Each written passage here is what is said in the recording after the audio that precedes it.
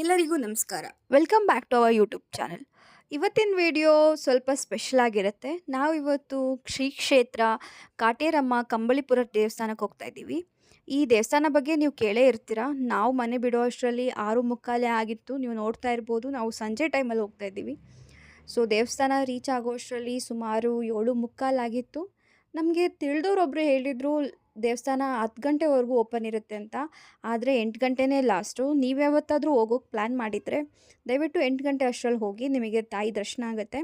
So ನಾವು ಹೋಗೋ ಅಷ್ಟರಲ್ಲಿ 7:45 ಆಗಿತ್ತು ಮತ್ತು ಜನಗಳು ತುಂಬ ಕಡಿಮೆ ಇದ್ದರು. ನಮಗೆ ಬೇಗನೆ ದರ್ಶನ ಆಗಿತ್ತು. ನಾವು ಈ ಮುಂಚೆ ಕೂಡ ಬೆಳಗ್ಗೆನೇ ಹೋಗಿದ್ವಿ. ಗೊತ್ತಿರ್ಬೋದು ಎಷ್ಟು ರಶ್ ಇತ್ತಂದರೆ ತುಂಬಾ ರಶ್ ಇತ್ತು. ನೀವು ನೋಡ್ತಾ ಇರ್ಬೋದು. ನಮಗಂತೂ ಅಮ್ಮನ ದರ್ಶನ ತುಂಬ ಚೆನ್ನಾಗಿ ಆಗ್ತಿದೆ. ಬೇರೆ ದಿನ ಏನಾದರೂ ಹೋದರೆ ನಮ್ಗೆ ಈ ಥರ ದರ್ಶನ ಮಾಡೋಕ್ಕೆ ಸಿಗಲ್ಲ. ಯಾಕಂದರೆ ತುಂಬಾ ರಶ್ ಇರುತ್ತೆ. ನೀವು ಯಾರಾದರೂ ಹೋಗಿದ್ರೆ ನಿಮಗೆ ಗೊತ್ತಿರುತ್ತೆ ದೇವಸ್ಥಾನ ಎಷ್ಟು ರಶ್ ಇರುತ್ತೆ ಅಂತ. ಮತ್ತು ಈ ದೇವಸ್ಥಾನದಲ್ಲಿ ಒಂದು ಪದ್ಧತಿ ಇದೆ. ಇವಾಗ ನಾವೇನಾದರೂ ನೆನೆಸ್ಕೊಂಡು ಒಂದು ಕಾಯಿನ್ನ ಗೋಡೆಗೆ ಅಂಟಿಸಿದ್ರೆ ಅದು ಅಂಟಿದ್ರೆ ಆ ಕೆಲಸ ಯಶಸ್ವಿಯಾಗಿ ಆಗುತ್ತೆ ಅಂತ. ಇಲ್ಲ ಅಂದರೆ ಅದು ಕೆಳಗಡೆ ಬೀಳುತ್ತೆ. ನಂತರ ಅಲ್ಲಿ ನಾವು ಕಾಯಿ ಕಟ್ಟೋ ಪದ್ಧತಿ ಇದೆ. ಅರಿಕೆ ಕಾಯಿ ಅಂತಾರೆ. ಅರಿಕೆ ಕಾಯಿ ನಿಮಗೆ 300 ರೂಪಾಯಿಗೂ ಸಿಗುತ್ತೆ, 150 ರೂಪಾಯಿಗೂ ಸಿಗುತ್ತೆ. ಏನಿಲ್ಲ ಅಂದರೂ ಈ ದೇವಸ್ಥಾನ ಸುಮಾರು 300 ವರ್ಷ ಹಳೇದು. ಇಲ್ಲಿ ಬರೋ ಜನಗಳೆಲ್ಲ ಅವ್ರ ಕಾರ್ಯ ಈಡೇರಲಿ ಅಂತ ಚೀಟಿಯಲ್ಲಿ ಮತ್ತು ಈ ಥರ ಲಾಕ್ಗಳನ್ನ ಹಾಕಿದ್ದಾರೆ. ನಾವು ತೊಗೊಂಡಿದ್ದ ಹರಕೆ ಕಾಯಿನ ಅದಕ್ಕೆ ಇಂತಿಷ್ಟೇ ಪ್ರದಕ್ಷಿಣೆ ಅಂತ ಹೇಳಿ ಜೋಡಿ ಆಲ್ಮರಕ್ಕೆ ಪ್ರದಕ್ಷಿಣೆ ಹಾಕಿಬಿಟ್ಟು ನಮ್ಮ ಮನಸ್ಸಲ್ಲಿ ಏನು ಕಾರ್ಯ ಈಡೇರಬೇಕು ಅಂತ ಇರುತ್ತೋ ಅದನ್ನು ನೆನೆಸ್ಕೊಂಡು ಆಲ್ಮರಕ್ಕೆ ಕಟ್ಟಬೇಕು. ನಾವು ಈ ಪ್ರದಕ್ಷಿಣೆ ಹಾಕಿ ಕಾಯಿ ಕಟ್ಟಿದ್ವಿ. ಈ ದೇವಸ್ಥಾನದ್ದು ಪದ್ಧತಿ ಏನಪ್ಪ ಅಂದರೆ, ನಮ್ಮ ಕೆಲಸ ಏನಾದರೂ ಈಡೇರಬೇಕಂದ್ರೆ 9 ವಾರ ಬಂದು ಇಲ್ಲಿ ಹರಕೆ ಕಾಯಿನ ಕಟ್ಟಬೇಕು.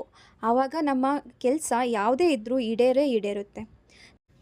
ನನ್ನ ಪ್ರಕಾರ ಯಾವುದೇ ಕೆಲಸ ಯಶಸ್ವಿ ಆಗಬೇಕಂದ್ರೆ ನಮ್ಮ ಪರಿಶ್ರಮ ಜೊತೆಗೆ ಪ್ರಾರ್ಥನೆ ಕೂಡ ಇರಬೇಕು, ದೇವರ ಅನುಗ್ರಹ ಕೂಡ ಇರಬೇಕು. ಆವಾಗಲೇ ಆ ಕೆಲಸ ಯಶಸ್ವಿಯಾಗಿ ಆಗುತ್ತೆ.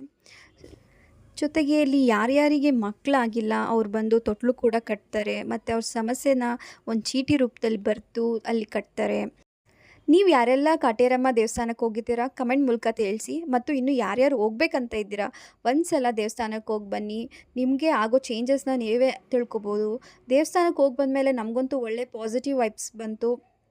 ಮತ್ತು ಇಲ್ಲಿ ಅಮಾವಾಸ್ಯೆ ಮತ್ತು ಹುಣ್ಣಿಮೆಯಲ್ಲಿ ತುಂಬ ಚೆನ್ನಾಗಿ ಪೂಜೆ ನಡೆಯುತ್ತೆ. ಆವಾಗಂತೂ ನೀವು ಕಾಲಿಡೋಕ್ಕೂ ಸಾಧ್ಯ ಇಲ್ಲ, ಅಷ್ಟು ತುಂಬ ಜನ ಬಂದಿರ್ತಾರೆ. ಪೂಜೆಯಲ್ಲಿ ನೀವು ಒಂದು ಸಲ ಪಾಲ್ಗೊಳ್ಳಿ. ಮತ್ತು ಅಮಾವಾಸ್ಯೆ ಹುಣ್ಣಿಮೆ ಟೈಮಲ್ಲಿ ದೇವ್ರನ್ನ ಕೂಡ ಹೊರಡಿಸ್ತಾರೆ. ಆವಾಗ ದೇವರು ನೀವು ಕೇಳೋ ಪ್ರಶ್ನೆಗಳಿಗೆ ಆ ಅಡ್ಡಪಲ್ಲಕ್ಕಿ ಎಡ ಮತ್ತು ಬಲ ತಿರುಗೋ ಮುಖಾಂತರ ಉತ್ತರ ಕೊಡ್ತಾರೆ. ನೀವು ಈ ವಿಡಿಯೋದಲ್ಲಿ ತಾಯಿ ದರ್ಶನ ಪಡ್ಕೊಳ್ಳಿ. ನಿಮಗೆ ಈ ವಿಡಿಯೋ ನೋಡಿ ಖುಷಿ ಆಯಿತು ಅಂತ ಅನ್ಕೋತೀವಿ. ಇದೇ ಥರ ವಿಡಿಯೋಗಾಗಿ ನಮ್ಮ ಚಾನಲ್ನ ಸಬ್ಸ್ಕ್ರೈಬ್ ಮಾಡಿ, ಲೈಕ್ ಮಾಡಿ, ಶೇರ್ ಮಾಡಿ, ಕಮೆಂಟ್ ಮಾಡಿ ಮತ್ತು ಹೀಗೆ ನಮ್ಮನ್ನ ಸಪೋರ್ಟ್ ಮಾಡ್ತಾಯಿರಿ. Thanks for watching.